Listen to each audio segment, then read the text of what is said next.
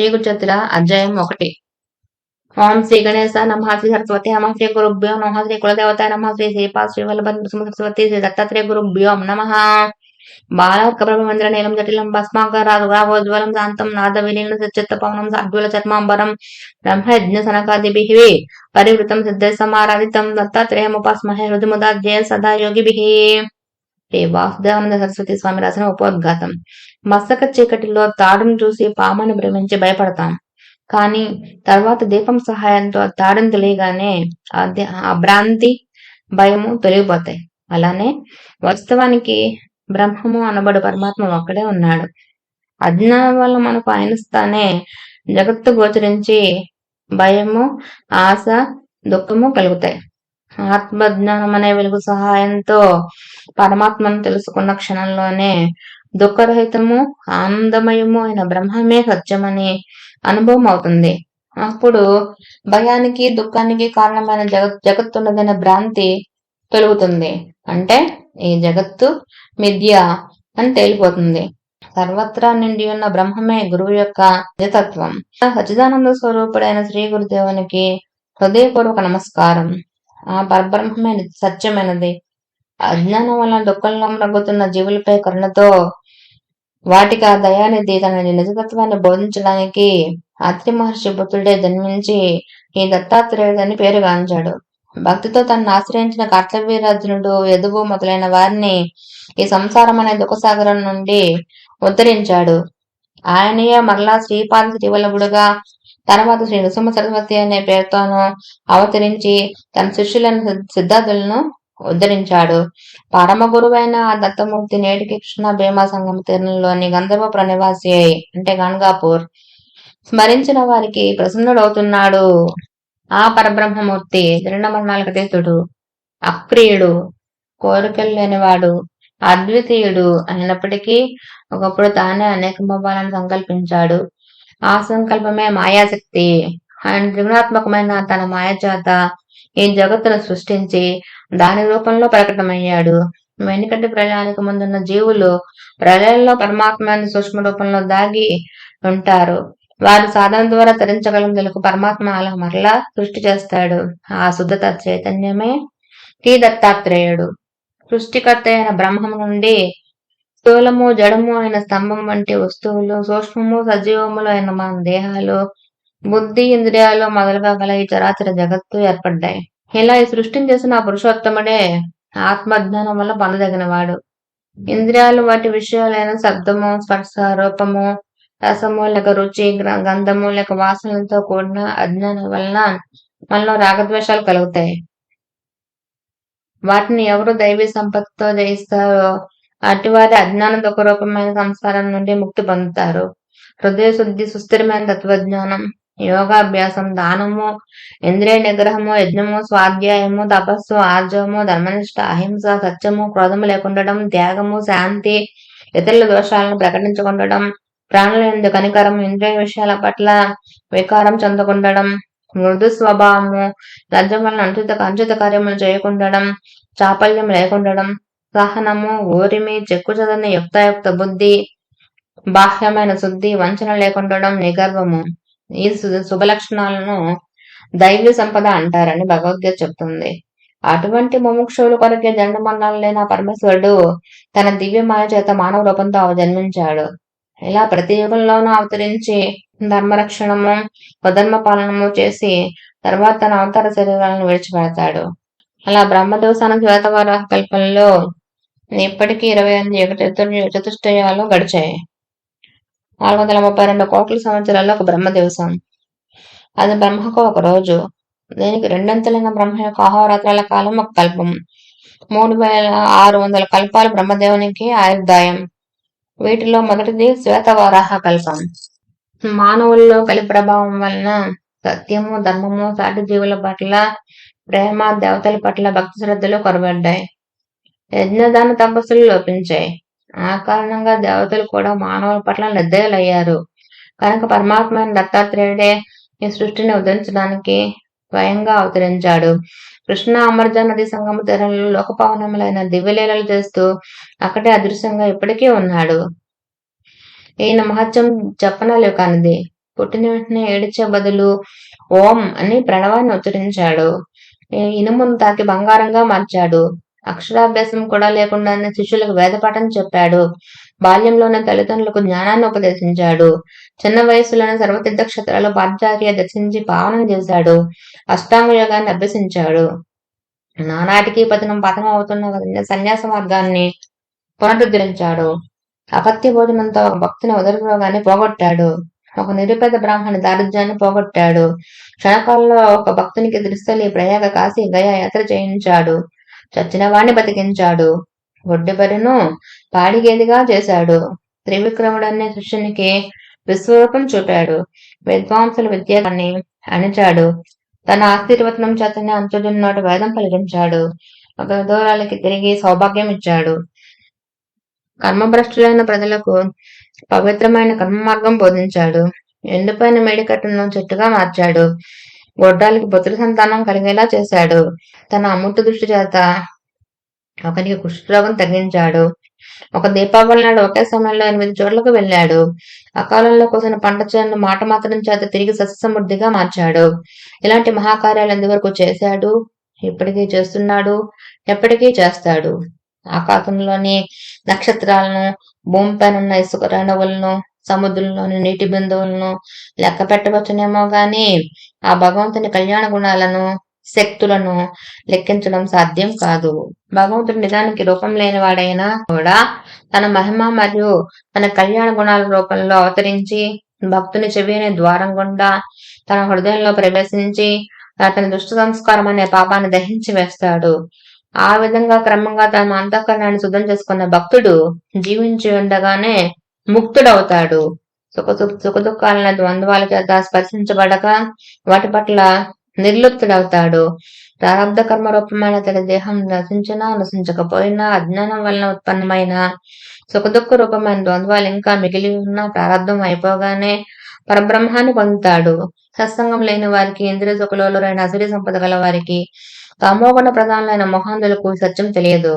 స్వధర్మం ఆచరిస్తూ సాధు గురు దేవతలందు భక్తి గలవాడై సత్సంగం వలన వివేకి అయి నేనే కర్తను భోక్తను అనే అభిమానం విడిచిపెట్టి ఉత్తమ సన్యాసి అయి ఈ మార్గంలోనే అతడు భుక్తి ముక్తి పొందుతాడు. గంగాధర సరస్వతి స్వామి రచన ఉపోద్ఘాతం. శ్రీగురు అనుగ్రహానికి పాత్రుడై సాగరే అను పేర ప్రసిద్ధికెక్కిన సాయం దేవుడు అను సద్బ్రాహ్మణుడు మా పూర్వీకుడు. ఆయన దాపస్తంభ శాఖ, కౌండిన్య సగోత్రం. వారి కుమారుడు దేవరావు, అతని కుమారుడు గంగాధరుడే మా తండ్రి గారు. ఆయన శ్రీగురునికి భక్తుడు.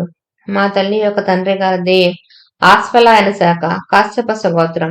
ఆయన జన్హు, భగీరథ మహర్షుల వంటి వారు. మా తల్లి చంపాదేవి, పార్వతీదేవిని పోలిన పతివ్రత. ఈ రచనకు ముందు నా తల్లిదండ్రుల పాదాలకు నమస్కరించి సద్గురును స్మరించడం వలన నా బుద్ధి ప్రకాశవంతమవుతున్నది. ఆ గంగాధరుని కుమారుడైన నా పేరు సరస్వతి. వేదాధ్యయన పరులు, సన్యాసులు, యతులు, యోగీశ్వరులు, తపస్సులు, సద్గురు భక్తులు అయిన ఓ సుజనులారా, మీకు నా నమస్కారములు. నేను మీ పాదోళ్ళు వంటి వాడును.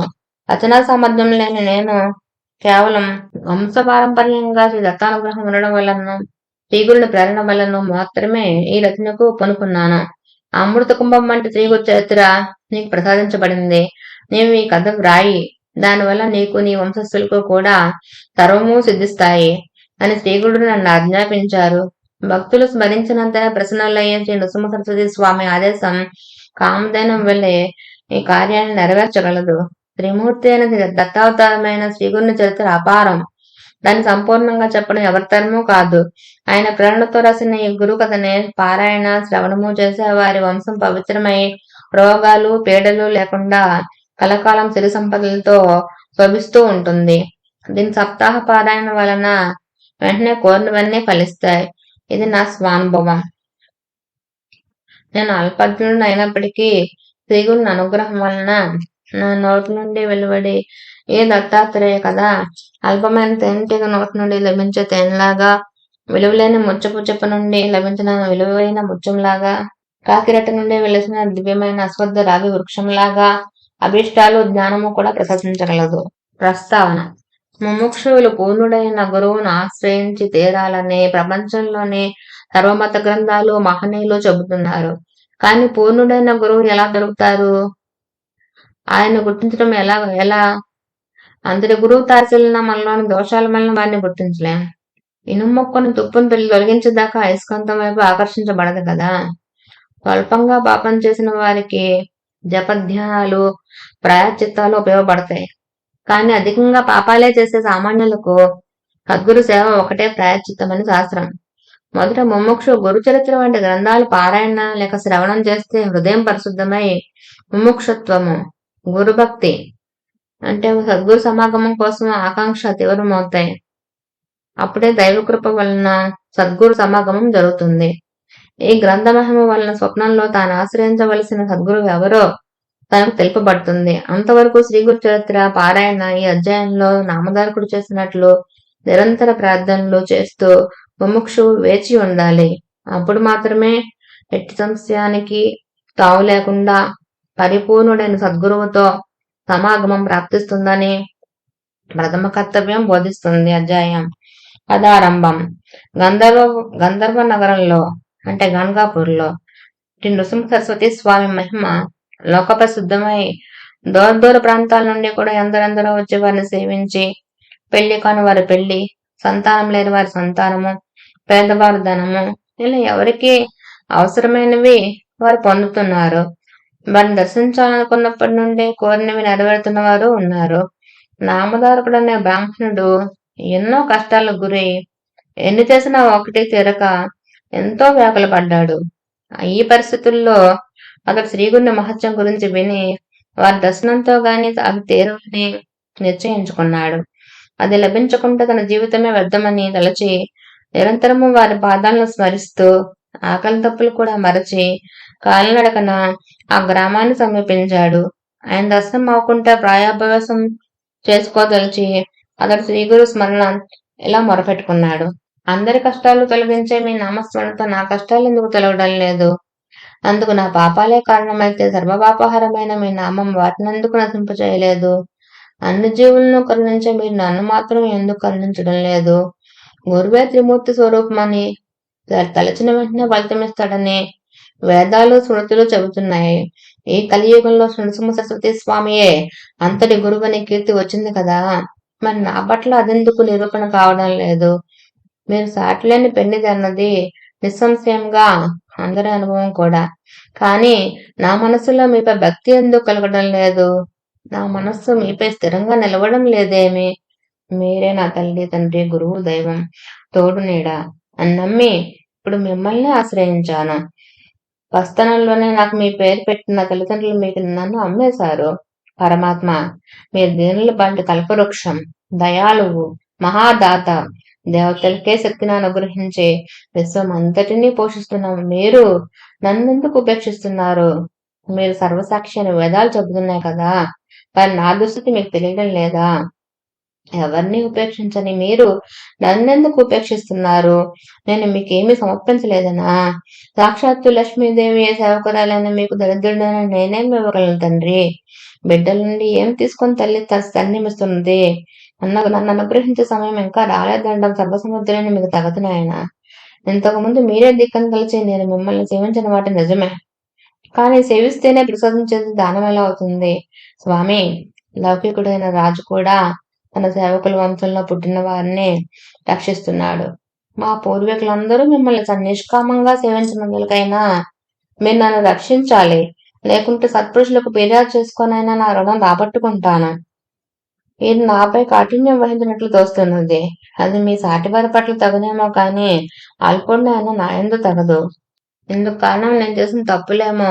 అజ్ఞానానైనా నాకు దోషాలు చేయడం సహజమే. నా వంటి పాపి లేడు, కానీ మీ వంటి పాపహారకుడు లేడు. కనుక నన్ను ఉద్ధరించు తండ్రి.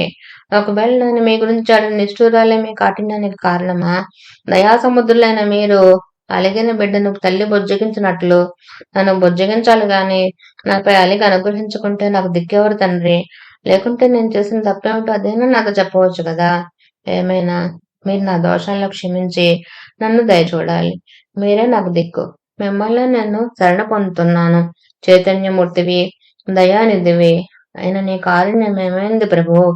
మృత్యుముఖంలో ఉన్న నన్నెందుకు ఉద్ధరించకుండా ఉన్నావు? ఇలా దారి పొడవునా నామధారకుడు అనేక విధాలుగా శ్రీగురుణ్ణి ఆర్తితో ప్రార్థిస్తూ వెళ్లి చివరకు కిన్నుడై శోష వచ్చి గంధర్వపురం దగ్గర ఒక చెట్టు కింద పడుకున్నాడు. అతనికి నిద్ర తూగినప్పుడు కలలో కూడా అతడు శ్రీగురుణ్ణి స్మరిస్తున్నాడు. ఆవు తనని ఎడబాసి ఆర్తనాదం చేస్తున్న దూడ దగ్గరకు వాత్సల్యంతో పరుగున వచ్చినట్లు భక్తుల పాలిట కామధేనువైన ఆ పరమేశ్వరుడు